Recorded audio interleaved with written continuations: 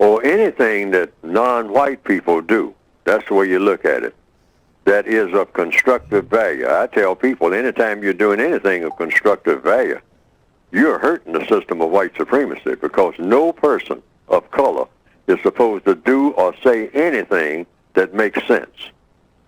I mean, so anytime any people who have color in their skin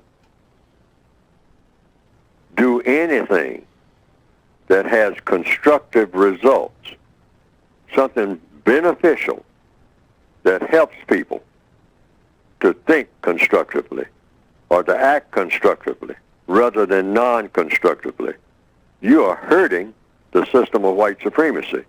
The white supremacists want the entire world of people of color to always do stupid things.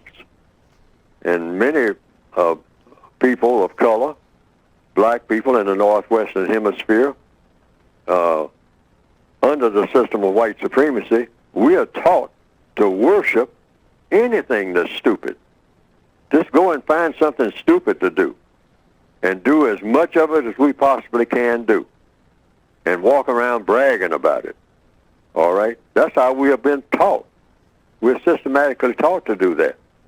And in a school, I mean, the young male or female who is black in an all-black school is kind of ridiculed, I have heard.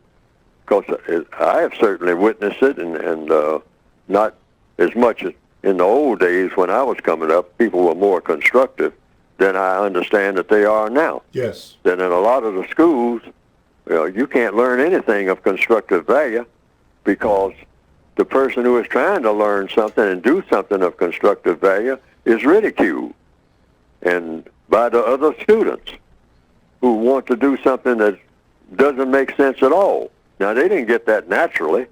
That's something that's been taught to them indirectly by the white supremacists. And the answer to the person who asked that question about the rise of people who are of people of color, who are trying to do something more and more of constructive value, learn how to build a locomotive, learn how to plant better crops, learn how to go into the ground and come up with an irrigation system where they can have clean water and whatnot. The white supremacists don't want that. They want control of all of that. Anything of constructive value, they want control of it. Oil, tin, gold, anything that might be used constructively. They want to keep control of that. They don't want non-white people anywhere to have control of anything that makes sense. But anything that's a bunch of garbage, anything that fills a person's mind with garbage, if that person is black, the white supremacists are all for that. I mean, nothing but just open the top of a black person's head and just pour garbage in, this non-stop garbage, and then put the cap on it and have them walking around doing garbage stuff all of their entire existence until the white supremacists come around and beat them over the head and make them do something for the system of white supremacy that makes sense. Now, they will help a black person do something that's going to help the system of white supremacy.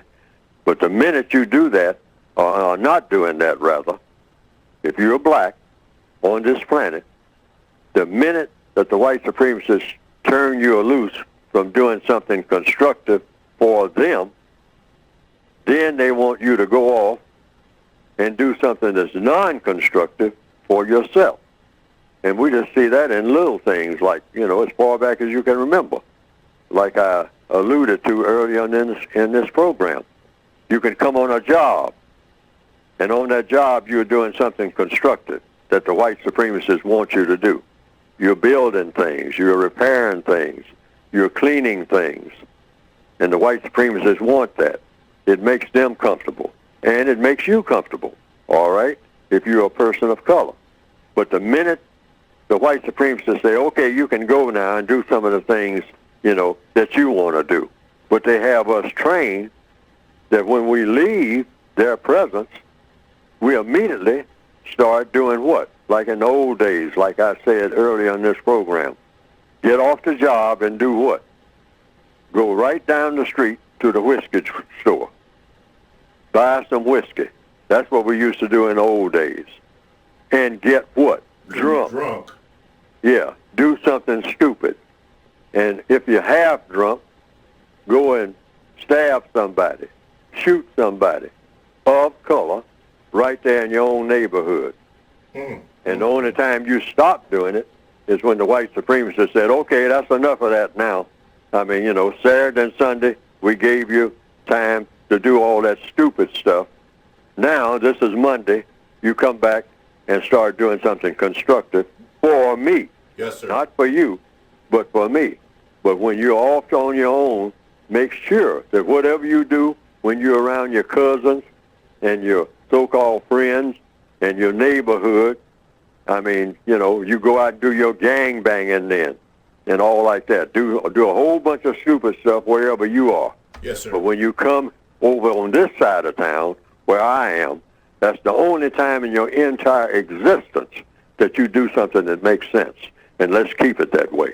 Now, some people have said they've seen some cartoons of my work on the Internet that have been presented, and that it pretty well embellishes what I have been trying to say in my textbooks. And to the extent that it does that, well, that has been, from what I understand, some people reported to me, a plus. Because they didn't understand what I had written very well, but when they saw those cartoons that just repeated what I was saying and attaching my name to it, and came right out of the book, the material did, they say that they better understood it. And I can understand that because people are kind of visual, particularly in the year 2021 now, more visual than ever.